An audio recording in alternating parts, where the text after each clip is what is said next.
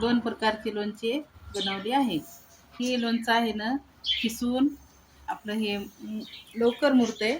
2च दिवसात तुम्हाला खायला येते. हे थोडं तिखट आहे, याच्यात गूळ टाकलं नाही. आणि हे लहान मुलासाठी गोड आंबट लोणचं चटपटीत तयार आहे. चला बघूया कसं बनवलं. 1 किलो कैरी घेतली होती. कैरी ताजी छान बघून घेतली होती.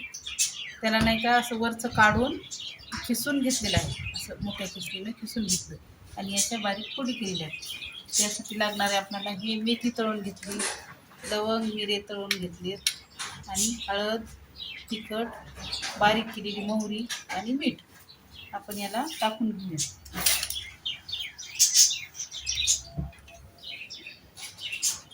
आता मोहरी टाकून घेऊया. 2 चमचे मोठी मोहरी, लाल तिखट 1 चमचा,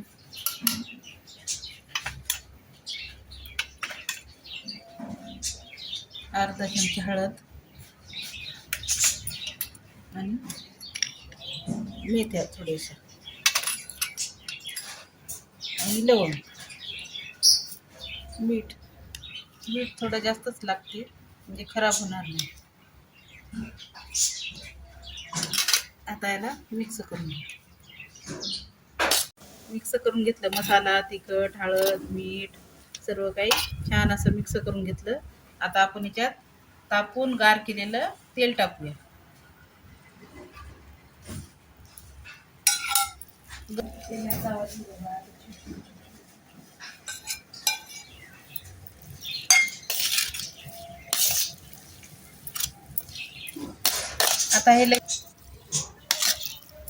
आता हे याच्यात भरून घेऊया आपण.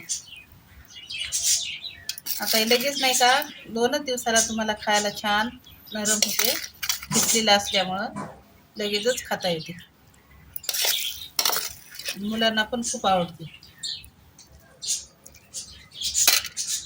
तयार आहे आपलं वेगळ्या पद्धतीचं लोणचं.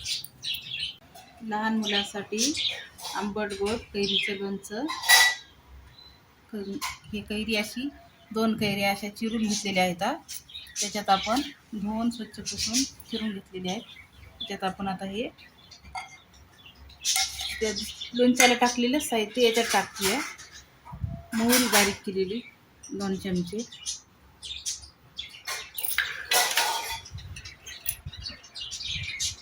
हळद, मीठ,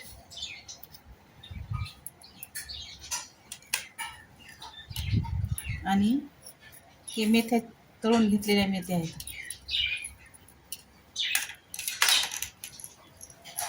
2-3 मिरी आणि लवंग आणि 2 चमचे किसलेला गूळ.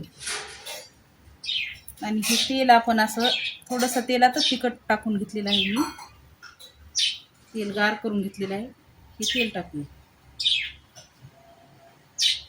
कमी तिखटवालं हे लोणचं आहे. आता हे हातानं मिक्स करून घेऊ.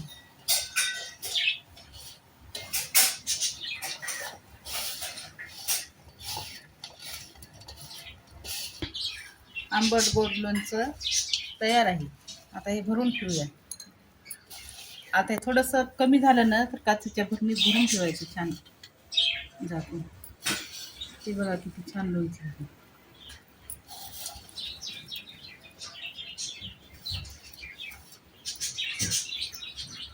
लहान मुलांसाठी आंबट गोड लोणचं कैरीचं.